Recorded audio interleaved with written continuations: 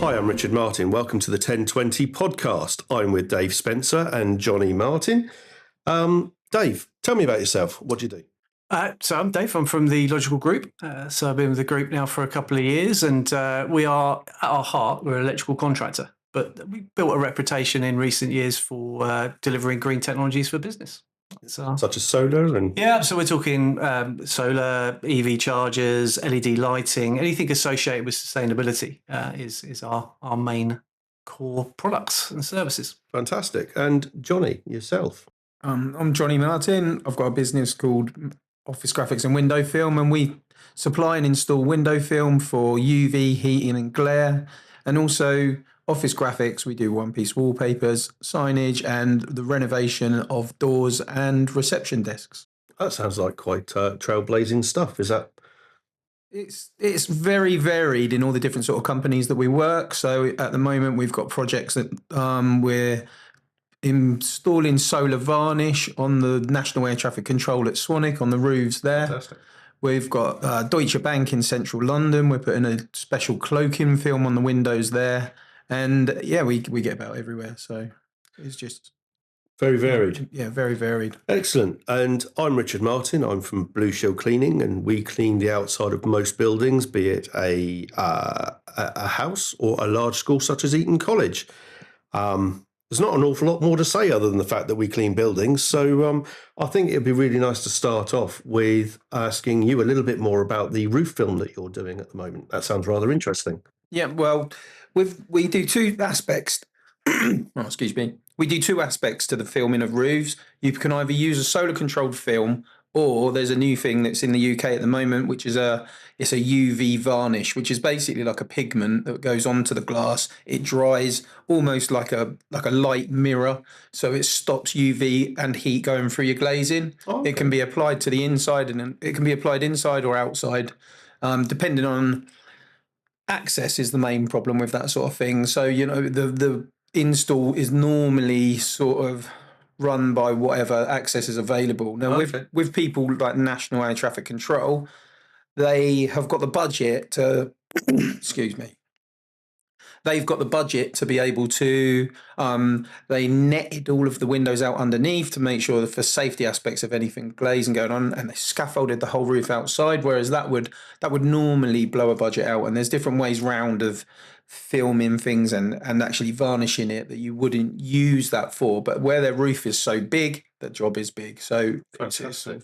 And is this done for a green side of the building? Is this done for energy rating, or is this done for safety of the people inside? Or? Yeah, no, there's no safety aspect to the varnish, but it's done for, it stops the UV coming through and solar gain coming through the glass. So what effectively happens is you can turn your air conditioning down so you're using less energy, and then you have an ROI of about 3 to 4 years normally on average. It depends on the access equipment, but you could say 3 to 4 years it pays for itself, and it lasts at least 10 before you have to look at even thinking about changing anything. So fantastic. And does this kind of technology work it's sort of hand in hand with what you do? There's definitely a connection, and there's probably two connections really. Start on the two things that Johnny mentioned. The first one is all about access. Now, one of the best times for Johnny perhaps to be on site is when we happen to have gone along and started doing a project and putting solar on the roof, for instance. Yeah. If the solar's on the roof, the scaffolding's already up. So working collaboratively between other 10, 20 members is perfect,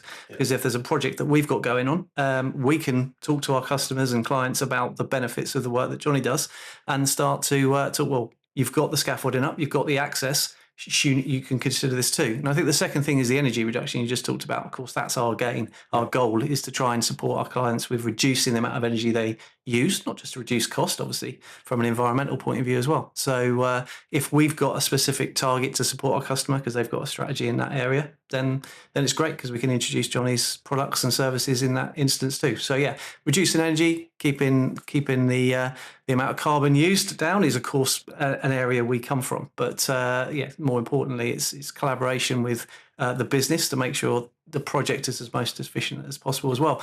And then if we bring it back to yours as well, we're on the roof. If solar's already up there, for instance, and perhaps we're servicing, we will sometimes put access up for that too. Well, that's the perfect time to clean the solar as well. Yeah, absolutely. I mean, something for us as a business, it's quite big business with companies like you putting solar up on a regular basis now is actually pigeon proofing, funnily enough. And that's something that is not often thought about until it's too late, once that scaffolding's down. So it works in well. But going back to the green side of things, are you finding that companies are prepared to spend a little bit more money nowadays to keep within their green quota? If you're looking for tenders, if you're trying to promote your business, obviously being green is a key factor, right? Yeah. So are you finding that in your trade, people are prepared to spend a little bit more to have that tick in the box? I think that they spend because of, not necessarily because of the tick in the box, but because it's needed from a reputational point of view as well. People are conscious about this. Their employees are conscious about it too. So it's attracting staff. It's making sure that they're ready for tenders, as you just described there. It's essential. It's almost become, it's not an option anymore not to think about this stuff. And then, of course, there's the other side of the fence when it comes to the legislative requirements.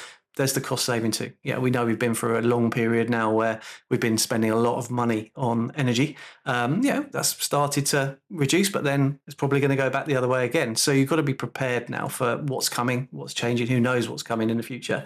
So let's get that in place now and start to prepare. And that's not just on the solar on the roof. That's reducing the energy spend with LED lighting, for instance. Unbelievably, not everyone's got LED. They've got fluorescent tubes on the ceiling still. There's other simple ways too.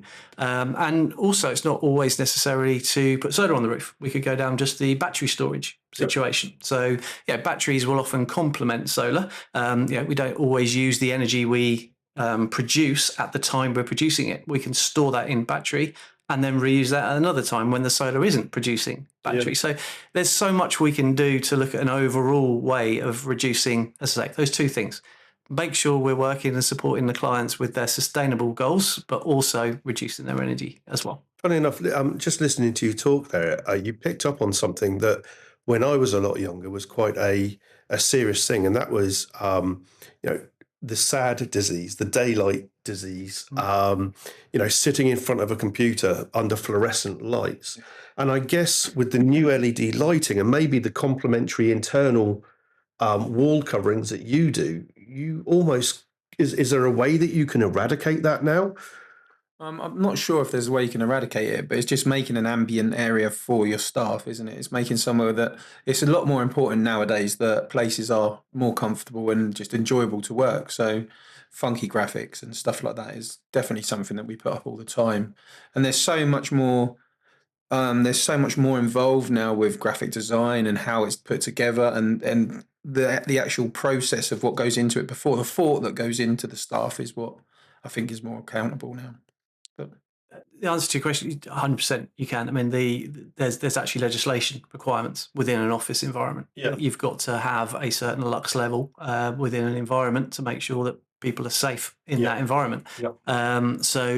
When we carry out an audit within a location, we're looking for the size of the room, the amount of staff in there, what type of equipment they use to make sure that lighting design is created to cater for exactly what you just described. So employee well-being is absolutely key. Fantastic. Flip side of that, and from a return on investment point of view, which we touched on a couple of times, your return on investment is going to improve because your staff are going to be off less. Johnny, on your solar screening, I've talked about how I can save energy to reduce the amount of energy that people use, but actually there's the flip side of that, isn't there? Because you can keep people warm in the winter, but you can keep them cooler by using your products as well, right? Yeah. The window film, the technology that's gone into it nowadays is so much more advanced than what it was 5-10 years ago. Everything used to just be silver films, which were bulk standard commercial solar films, but now you've got low E coatings, which do exactly that. They repel heat back into the building. Okay.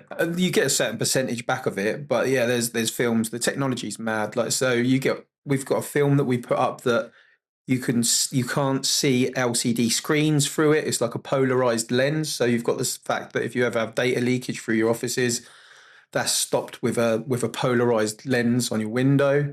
We've got other films which are signal defense, which they stop Bluetooth and Wi-Fi signals going through your glass. So they stop the commercial attenuation of the signal, which is used, the bandwidth that's used by everything commercial is stopped by a window film, which is got lots of different sputtered metal layers in it, which stop a different frequency. So there's just different window films for lots of different projects.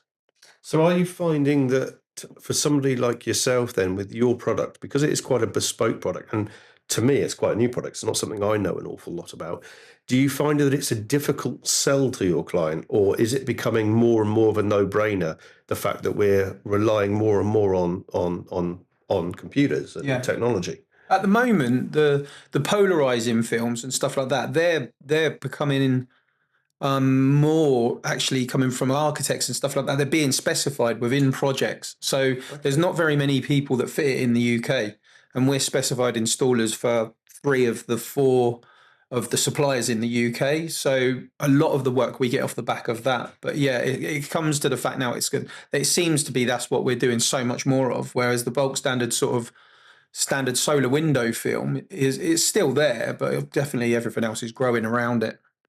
Fantastic. I mean, I must say, from my point of view as a cleaning company, we're finding that companies are spending an awful lot more on the fabric of their building. They're understanding that there is money now tied up in these buildings, whereas before people were quite flippant about how they treated their buildings.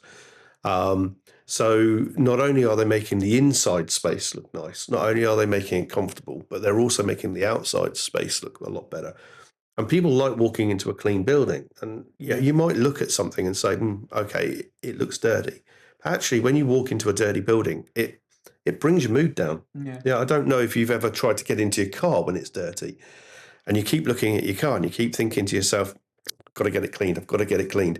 But it's one of those things, cleaning is one of those things that is the very last thing that gets done, because there's so many other things to spend your money on. So when you've got a beautiful inside, I mean, a bit like the office we're sat in now, it's a beautiful inside to the office. It's very welcoming. The last thing you want is the outside looking terrible. So for me, I find that businesses are actually prepared to spend so much more money on keeping their areas clean, tidy, and well looked after.